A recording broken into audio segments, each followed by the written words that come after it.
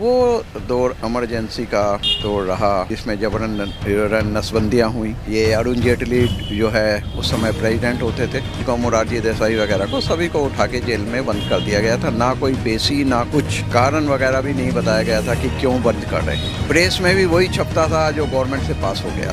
देखिए, वो देश में वो काला अध्याय 25 जून 1975 कोई भी देशवासी भूल नहीं सकता। देश की तत्कालीन प्रधानमंत्री इंदिरा गांधी ने वह आपातकाल लगाया था और सभी अपनी विपक्षी पार्टियों को सबको पकड़ कर जेल में डाल दिया। इसको जब मर्जी बंद कर दिया जाता था, कोई सुनवाई नहीं, चाहे पॉलिटिशियन हो चाहे गांव का ही है। और जबरदस्ती उस समय नसबंदी वो स्पेशली हिंदुओं का किया गया। देश में 21 महीने इमरजेंसी लगना मतलब अपने आप में पूरी तरीके से लोकतंत्र की हत्या कर दी गई थी। पूरी तरीके से 21 महीने के लिए लोकतंत्र मार दिया गया था। किसी भी एक्टिविस्ट को पकड़कर जेल में ठूसा जा रहा था, किसी भी मीडिया रिपोर्टर को पकड़कर जेल में ठूसा जा रहा था।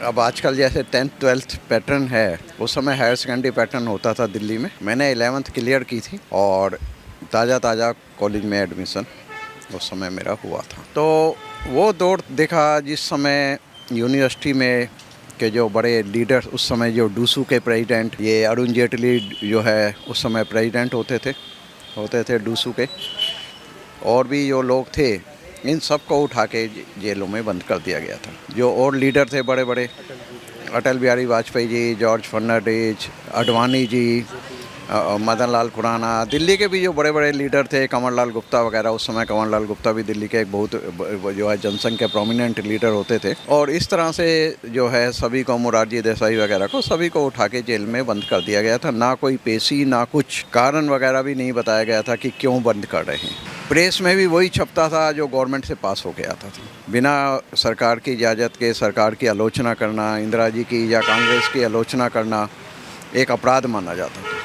जिसको मर्जी हुआ रातों रात उठा के घर से अपने बंद कर दिया। मर्जी है कोर्ट में पेश हो गया, नहीं मर्जी है कोर्ट में पेश नहीं किया। तो ये वो दौर था जो कि देखा, हम लोगों ने खुद देखा। तो वो दौर इमरजेंसी का दौर रहा जिसमें जबरन नसबंदियाँ हुई और तोड़ फोड़ हुई। तुर्कमान गेट जैसे इलाके में बुलडोजर चले उस समय, जहां सरकार के खिलाफ बोलना, एक शब्द कहना अलाउ नहीं था। और अब आज की डेट में पूरे टीवी चैनलों पे जहां मर्जी पब्लिकली, अभी इलेक्शन भी हुआ, आप सरकार को, सरकार के मुखिया को खुलेआम। देखिए, वो देश में वो काला अध्याय 25 जून 1975 कोई भी देशवासी भूल नहीं सकता कि जब देश में आपातकाल लगाया गया था।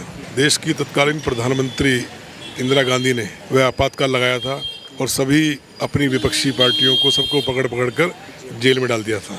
और लगभग 20-21 महीने सभी को, किसी को मीसाबंदी बना के मीसा पे बंद कर दिया था, कभी किसी को अलग अलग घरों से पकड़ के लोगों को जेल में डाल दिया। वो काला अध्याय आज भी अगर याद आता है तो बड़ा डर लगता है। उसके बाद 21 महीने बाद जब देश में चुनाव हुआ था तो देश ने उस चुनाव में श्रीमती इंदिरा गांधी को सिरे से नकार दिया था। बिल्कुल उनको बिल्कुल एक तरह से जयप्रकाश नारायण जी के नेतृत्व में जब आंदोलन चल रहा था और फिर संपूर्ण क्रांति, और देश में कांग्रेस को बिल्कुल किनारे कर दिया था और फिर जनता पार्टी की सरकार देश में बनी थी उसमें। मोदी को तानाशाह कहना, ये तो आप ये मान सकते हो कि विपक्ष बोलता है, जो उनके विरोधी हैं। क्योंकि जब कोई बंदा बहुत अच्छा काम करता है तो उसके विरोधी बहुत ज़्यादा हो जाते हैं। आप एक अच्छा काम कीजिए, आपका विरोध इतना लोग करेंगे कि आपको सारी दुनिया जान जाएगी कि ये भाई ये काम कर रहा है। अच्छे काम की तारीफ नहीं होगी पहले आपकी, पहले उसकी बुराइयां शुरू होंगी।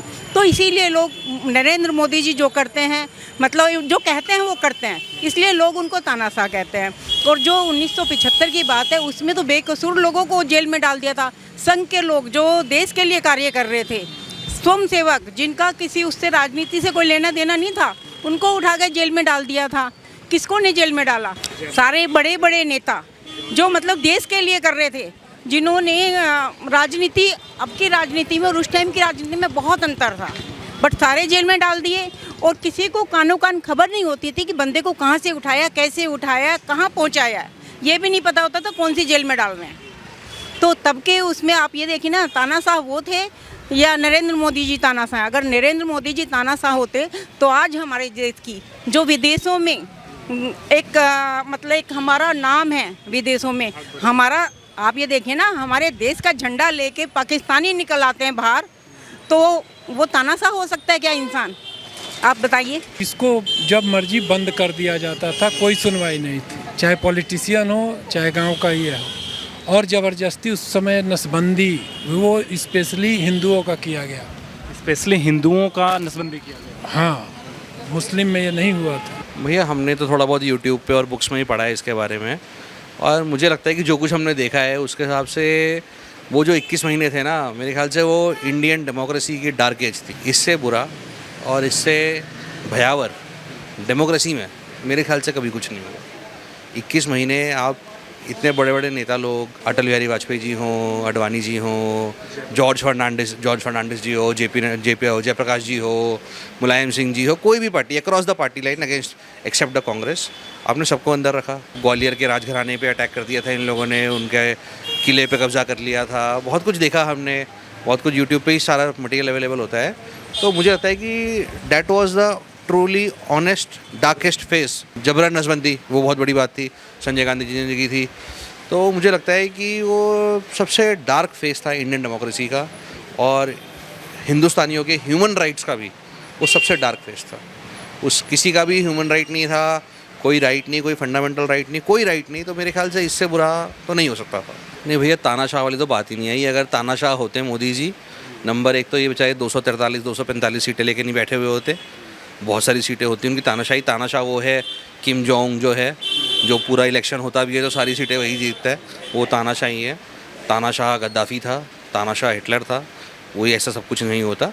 और अगर ट्रू सेंस में देखा जाए तानाशाही, तो जो 21 महीने तानाशाही की गई थी वो इंदिरा गांधी ने ज़्यादा करी थी। काफ़ी टाइम से हम लोग सुनते आए हैं कि जो इंदिरा गांधी द्वारा जो इमरजेंसी लागू की गई थी, उसमें किस तरीके से पूरे प्रजातंत्र को बंदी बनाया गया था, वो काफ़ी इस देश के लिए काफ़ी दुर्भाग्यपूर्ण रहा था। तो वैसी चीज़ें फ्यूचर में यानी अगर सोचे भी तो यानी ऐसे, हालांकि अभी पॉसिबल नहीं है, बट जो भी था काफ़ी दुर्भाग्यपूर्ण था।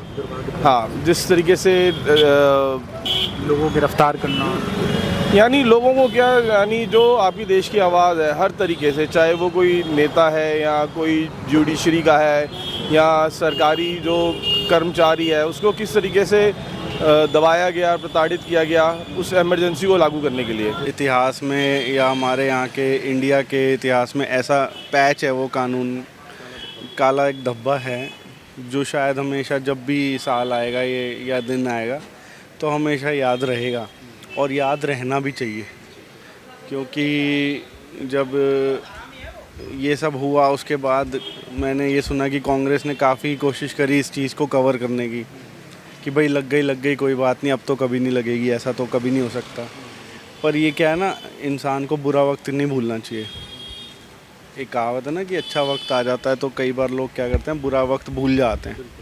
जैसे आजकल हो रहा है, जैसे जिन लोगों ने मोदी जी को आरक्षण और उसके हिसाब से या कांग्रेस की बातों में आकर लोगों ने वोट नहीं दिया कि मोदी जी ने कुछ काम नहीं किया, ये नहीं किया, तो आप 10 साल में आप आज इतना अच्छा हो गया, देश इतना मजबूत हो गया, तो इंसान भूल चुका है कि 2014 से पहले क्या होता था। 2014 से पहले अखबारों की ये हेडलाइंस होती थी कि आज ये स्कैम हो गया, आज वो स्कैम हो गया।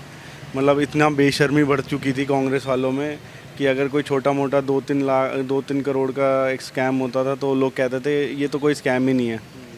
जब तक 2000-3000 करोड़ का होगा नहीं तब तक क्या होता है।